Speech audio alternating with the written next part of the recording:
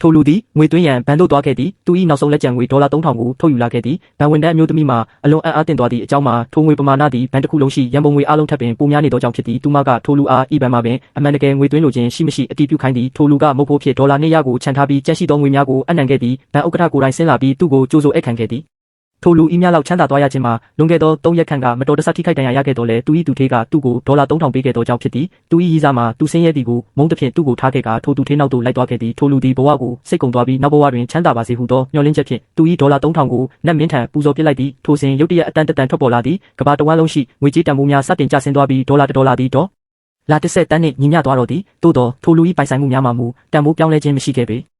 သူပြန်လို့လာတော့အခါဆေးရုံကတင်ပေါ်တွင်ရောက်နေသည်ကိုတွေ့လိုက်ရသည်ဆရာဝန်ကမင်းကအရန်ချမ်းသာတာပဲဘလို့ယောဂမျိုးမဆိုကုသနိုင်တယ်ဟုပြောသည်ထိုလူကဒေါ်လာ100ဆိုသည်မှာများသလားဟုမေးရဆရာဝန်ကသူ၏တစ်သက်တာလုံးတွင်ထိုများလောက်သောငွေကိုရှာနိုင်မည်မဟုတ်ကြောင်းပြန်ပြောခဲ့သည်ထိုအခါမှသူသတိမသွားခင်ကြားလိုက်ရသောအတန်မှာအမှန်ဖြစ်ကြောင်းသူနားလည်သွားခဲ့သည်မကြာမီသူ၏ဒဏ်ရာများအလုံးပျောက်ကင်းသွားသည်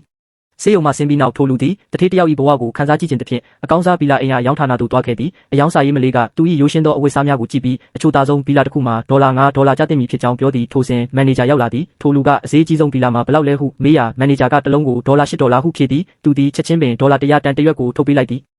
မန်နေဂျာသည်သူ့ကိုဘိုက်ဖခန်းသို့အမြန်ခေါ်ဆောင်သွားပြီးဗီလာတော့နှင့်ကြံငွေ$92ကိုပြန်ပေးခဲ့သည်ထို့နောက်ထိုလူသည်ကုန်တိုက်သို့သွားခဲ့သည်သူကဘက်ခန်းပင်မာလဲဟုမေးရအယောင်းစာရေးကဘက်ဝင်ခွင့်ရရန်တစ်ကြိမ်နဲ့$1ဖိုးသုံးဆွဲရမည်ဟုပြောသည်ထိုလူကအကျွေးစေးတစ်စေထုတ်ပြလိုက်ရာစာရေးကသူ့ကိုဘက်ခန်းသို့ချက်ချင်းခေါ်သွားခဲ့သည်ထိုနေရာတွင်သူသည်တထေးဟောင်းနှင့်သူ၏ရည်စားဟောင်းကိုမမျှော်လင့်ပဲဆုံတွေ့ခဲ့သည်သူတို့ကသူ့ကိုအပြင်သို့မောင်းထုတ်ရန်ကြိုးစားကြပြီးတထေးကတက်တော်ဆောင်များကိုခေါ်လိုက်သည်ထိုချိန်တွင်ကုန်တိုက်မန်နေဂျာဝင်လာသည်ထိုလူကသူ့ဝယ်ထားသော